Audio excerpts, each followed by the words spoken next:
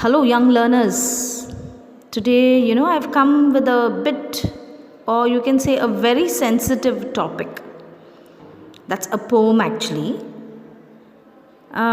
You must have observed people cutting down trees. Do you think they can kill a tree, or you can kill a tree? Is it easy to do so?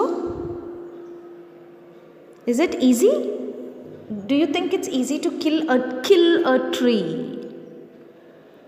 See, trees are living things, right? Here, the poet Jeev Patel, he tries to sensitize the reader, and he's giving us the fact that trees are living things. He compares humans to the trees. And he is a person who was born in the year 1940. Jeev Patel is an Indian poet, a playwright, a painter, as well as a practicing physician. His poems speak of deep concerns for nature and expose man's cruelty to it. Man is very cruel to this nature, right? Like cutting down of trees, deforestation, you must have learnt about. He's bringing that over here. We should not cut trees, he says, because destroying trees is just killing a human being. That's how he compares. He says, if you destroy a tree, it is just like killing a human being. And he also tries to tell us that a tree does not die just by cutting it down. You know what happens to a tree? Even if you cut it, it regrows from where it is cut. If it has to be destroyed, it has to be uprooted. Uprooted means அப்படியே அடியிலேருந்து அந்த வேரோட பிடுங்கி எடுத்தால் மட்டும்தான் you can kill a tree, he says. Otherwise, it will regrow. So, we are going to see to this poem on killing a tree. So, let's read the poem and find out what the poet says on killing a tree. On killing a tree. Okay? So, let's read it paragraph by paragraph, and the explanation also will be done. Word meanings will be given. So, let's begin. Come on. Now, turn with me to page number 110. On killing a tree. Page number 110. Let me read the paragraph first. It takes much time to kill a tree. Not a simple jab of the knife will do it. It has grown, slowly consuming the earth, rising out of it, feeding upon its crust, observing years of sunlight, air, water, and out of its leprous hide, sprouting leaves. What do you understand in the first stanza? See, it takes much time to kill a tree. Don't you think so? These trees are very huge, and it's not that easy to kill a tree within no time. அவ்வளோ easy இல்லை. அவ்வளோ பெரிய மரத்தை நம்மளால் அவ்வளோ ஈஸியாக சாகடிக்க முடியாது. It's not that easy. And he says not a simple job of the knife. Jab means, what do you mean by jab? A sudden rough blow. Jabna just ஒரு chop, அப்படியே ஒரு கட், அப்படி ஒரு நைஃபை வச்சு if you just cut it, you think the tree is going to die? Nothing can be done to the tree. You know why? It has grown slowly. Tree doesn't grow like us. See, around 10 years to 20 years, we become adults. But these trees, they take real time to grow. And how they grow, they consume. Consume means they take. Consume means they take the nutrition from the soil. They take the nutrition from the earth. They feed upon. Feed means எதை சாப்பிடுது? It feeds upon its crust. Crust என்ன? The hard layer on the outside of something. Crust na the harder layer outside la. அப்படியே மேலே இருக்கிற ஒரு hard layer தான் crust. So earth உடைய அந்த crustல இருக்கிறத என்ன பண்ணுது? It feeds on that. What do you think it feeds from the crust? Yes, it absorbs the sunlight, air, the water, and out of its leprous hide. Leprous hide, what do you mean by leprous hide? Leprous means the discolored bark. Have you all seen the outer layer of the tree, children? That hard layer is there, right? If you just cut that down or அதை மட்டும் சாப் பண்ணி பார்த்தீங்கன்னா அந்த heart லேயரை அதுக்குள்ளே ஒரு வெள்ளை கலரில் அந்த wood இருக்கும். அந்த what is that called? The trunk. It's a strong trunk. White it will be, like a skin. Okay? So that's what he says. The poet says, he calls it the leprous hide sprouting leaves. So he says the tree is firmly bound with what? With the soil. What all it takes, what all is it observes? It observes the sunlight, it observes the water and air to grow into a strong trunk. And from that trunk, what happens? There are branches coming out, and from that branches there are leaves sprouting. It's or no? Sprouting means and the branches lende leaves veliye varradha nama paakrom. So tree grows very gradually and it takes the nutrition from the soil, then it becomes a very big tree. It's not that easy to cut such a tree which has observed years of sunlight, air, water, and it has grown into a big tree. Just a simple jab cannot kill a tree. Got it, children? Yes. Now let's see to the word meanings. Jab. Jab means sudden rough blow. A hit, you can say. And then comes leprous hide. Leprous hide means discolored bark. And I gave you another meaning also, that is crust. Crust is hard layer on the outside of something. I hope you understood the first stanza. Now let's go to the second one. So hack and chop, but this alone won't do it. Not so much pain will do it. The bleeding bark will heal, and from close to the ground will rise curled green twigs, miniature boughs, which, if unchecked, will expand again to former size. Now, what these human beings do, they cut and chop the tree.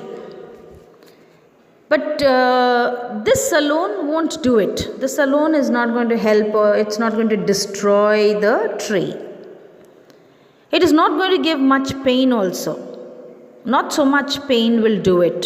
That's what the poet says. It's not going to give much pain. But the point where the tree is being cut, from there, the sap will come out. Sap means it's that liquid that comes out from the trees and the plants when you cut it, right? So that is called the sap, that white liquid. Like how when a human being is wounded, or when a human being gets hurt, and that part where it is cut, what happens to us? We start bleeding there, isn't it? So the same way, the trees also bleed from where it has been cut. But that is not going to destroy the tree, he says. What will happen from that particular place where it has been cut, where it has been chopped or hacked? From there will rise curled green twigs. Curled means அப்படி இந்த சுருளமாக அப்படி சுருட்டி சின்ன twigs means small thin branches. குட்டி sapling start பண்ணும் அங்கேருந்து வர்றதுக்கு. It will look like the miniature bows. Miniature அப்படின்னாக்கா this something big is shown very very small, right? So that is called as miniature. ஒரு miniature tree மாதிரி இருக்குமா bows means branches. ஒரு குட்டி ஸ்டார்ட் ஆகிறது அப்போ தான் அந்த கட் பண்ண இடத்துலேருந்தே ஸ்டார்ட் ஆகும். But when you just leave it unchecked, check பண்ணாமல் விட்டுட்டீங்கன்னு வச்சுக்கோங்க, you just leave it like that, பாதி தூரம் சாப் பண்ணியாச்சு, இல்லை இந்த கிரவுண்ட் லெவல் வரைக்கும் you chop it and just leave it unchecked, what will happen is it will slowly expand again. Expand means slowly grow again, and it will come back to the former size. Former the previous size, how big the tree was. Again it will come back to that size. So that's what he says. Even if human beings try to cut it, it is not going to do anything to it. It won't do it. But this alone won't do it. Won't. W-O-N-T. Won't. இது மட்டும் பத்தாது, இது மட்டும் போதாது. And it is not going to give it pain also. It will just bleed for some time from there. And what will happen further? These curled green twigs will come out. அது miniature bows மாதிரி இருக்கும். Miniatureனா குட்டி branches மாதிரி it will come out. And if you just leave it unchecked, it will expand again and it will come back to the former size, that is the previous size. You got it? Yes. The word meanings are hack. Hack means cut roughly by striking heavy blows. Romba rough-ஆ cut பண்றது, chop பண்றது. And then comes twigs. Twigs na small thin branches. Miniature means a small copy of something which is much larger. Bows means branches. Bows means branches. No, the root is to be pulled out of the anchoring tree. It is to be roped, tied and pulled out, snapped out or pulled out entirely out from the earth cave, and the strength of the tree exposed, the source white and wet, the most sensitive hidden for years inside the earth. Now see, all this is not going to help. Chopping, cutting, just a simple jab, hack, nothing is going to kill a tree. But how do we kill it? That's now the poet wants to say. He says if you have to kill a tree, the root has to be pulled out, he says. So the tree has to be uprooted. Uprooted means அந்த வேரோட நம்ம பிடுங்கினா மட்டும்தான் the tree will be killed. Out of the anchoring earth. Anchoring earth means, what is the meaning of anchoring earth? The tree is so tightly held by what? By the earth, isn't it? அவ்வளோ டைட்டாக பிடிச்சிருக்கு. So the earth supports the tree and so tightly it is holding. So the tree has to be separated from the earth. What you should do is, you have to rope it.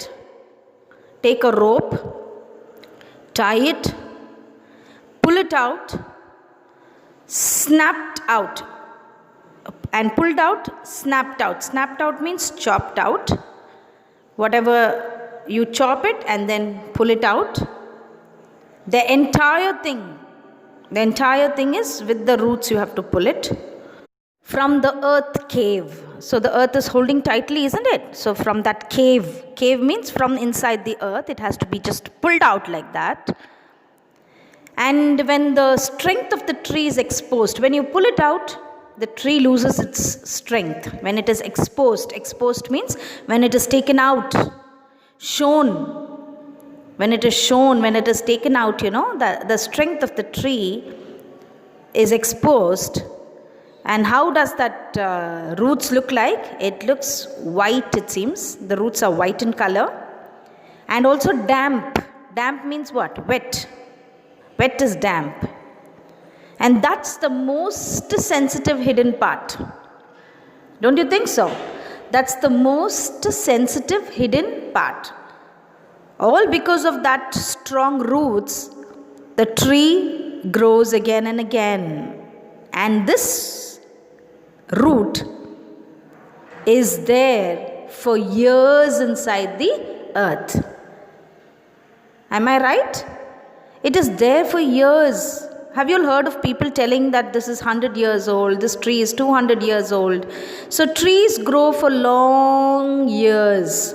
They grow and they live for long. So that's what he says. If you have to really kill a tree, it is not just chopping it or hacking it or just a simple jab is not going to do anything. What is actually to be done is to pull the root out of the earth's surface. The word meanings are anchoring earth. Anchoring earth means trees are held securely with the help of the roots in the earth. Snapped out. Snapped out means chopped out. Snapped out means chopped out.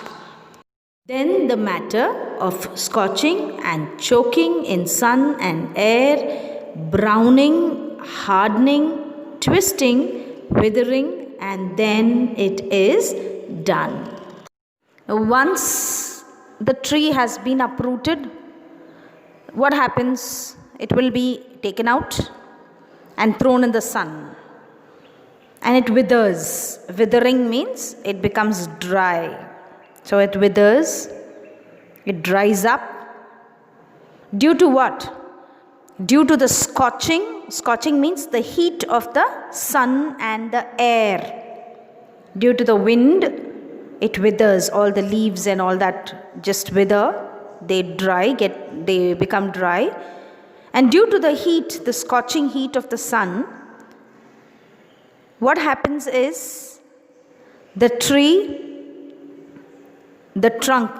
trunk will become brown. And then it will twist na apdi irigi poi. It will harden finally. It hardens. That is what is browning and hardening. And finally what happens? After all this only, and then it is done. That is, the tree will die this way. So finally the tree dies this way. You got it? Yes, children. I think you understood the whole poem on killing a tree. Let's recall the poem. This on killing a tree, I told you it's a kind of a sensitive poem. And the poet wants the reader to know that the trees should not be destroyed. And he is actually comparing the trees like killing a human being. He says that a plant or the tree takes sunlight, water, air, and all the nutrients from where? From the soil. And gradually, slowly, it becomes a huge tree. It gets strong branches.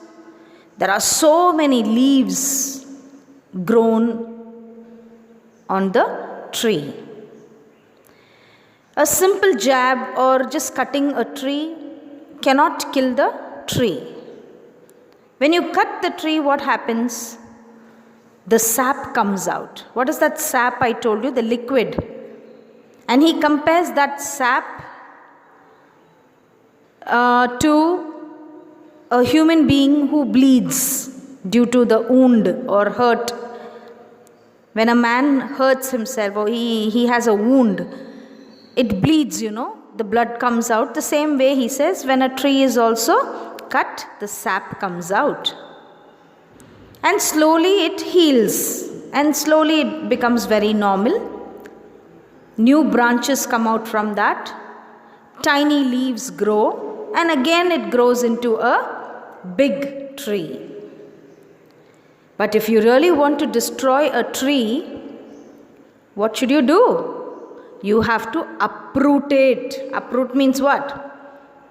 Entirely pull out the root from the soil, from the earth. And the color of the root is white and it is wet due to the wetness or the moisture inside the soil. And it is hidden, for years. Isn't it? Inside the root. Inside the earth, And these roots are the most sensitive part of the tree. Because of those roots only, the tree grows again and again. So if you have to really kill a tree, these roots have to be detached or it has to be taken out of the earth. And finally, how it dies is, once you take out or once the tree is uprooted, it withers. Withers means it dries due to the heat and the wind, and then it twists and hardens, and only then it dies. So this is the way poet G.V. Patel explains, and he also says cutting down of trees is not good because it goes through this long process to grow, and trees are very good. So let's save trees. I think you understood the poem. Now let's do with the poetic devices. Now the literary devices of the poem. The first one, can you all see any rhyming words over here in the poem, children? Any rhyming words? I don't think so there is any. So there is no rhyme scheme in the poem. So it is written in free verse. There is no rhyme scheme, rhyming words here. Okay, so that's the thing that you have to know. And the literary device 2 is enjambment. Can you find enjambment here? What's enjambment? When one sentence continues into 2 or more lines without any stop. Can you see the enjambment here? Find out. Try finding out, children. See to this first stanza, second line. Not a simple jab of the knife will do it. It has grown, slowly consuming the earth, rising out of it, feeding upon its crust, observing years of sunlight, air, water, and out of its leprous hide. Got it? Sprouting leaves. Only where sprouting leaves there is a full stop, it stops. So it just continues without any stop. So it is enjambment. Got it? Yes. Let's go to the next literary device. There's one more enjambment. I am very sorry. There's one more enjambment here. Can you see the third paragraph? See page number 111. See the last 2 lines. The most sensitive hidden for years inside the earth. Got it? So these are the two paragraphs, that is without any stop. It just continues, the line continues, so it is enjambment. The next literary device is metaphor. What do you mean by metaphor? Metaphor is indirect comparison. What is metaphor? Metaphor is indirect comparison. Now tell me where it is in the poem. There's something which is compared to something. What is that? The leprous hide. Did you see that word leprous hide in the poem? What is that leprous hide? Yes, children. See the trunk of the tree. You just take away the bark. You chop that bark and take it out. How does that trunk look like? It looks like a person's skin who has leprosy. லெப்ரஸிங்கிறது இந்த குஷ்டரோகம்னு சொல்கிறான்ல, அப்போ அந்த குஷ்டரோகம் இருக்கிறவங்க எப்படி இருப்பாங்க, அது ஒயிட்டாக இருக்கும்ல, அந்த வெண் குஷ்டம்னு சொல்கிறாங்கல்ல, something like that. Okay, so this trunk of the tree and the leprosy person looks the same. அந்த வெண் குஷ்டம் உள்ளவங்களும் இந்த இதையும் கம்பேர் பண்ணும்போது it is a direct comparison. So இது ரெண்டையும் கம்பேர் பண்ணும்போது it looks the same. So that is why it is called as leprous hide. See, the uneven color of the surface of the trunk of a tree is compared to the skin of a person suffering from leprosy. The leprosyங்கிற word நீங்கள் இந்த வியாதி கேள்விப்பட்டிருப்பீங்க இல்லையா? So this is the indirect comparison. So that trunk is compared to leprosy. Okay, and then comes bleeding bark. What is that bleeding bark, children? Bleeding bark அப்படிங்கிறது வந்து, see, I told you, no, when it is chopped, what comes out? The sap comes out. So that sap is compared with what? The sap is compared with the blood of human being. The sap coming out of tree where it is cut is compared to the bleeding from the wound in a human body, isn't it? So that blood is compared with the sap. So it is a direct comparison, and both these are metaphor. Both these come under which literary device? It comes under metaphor.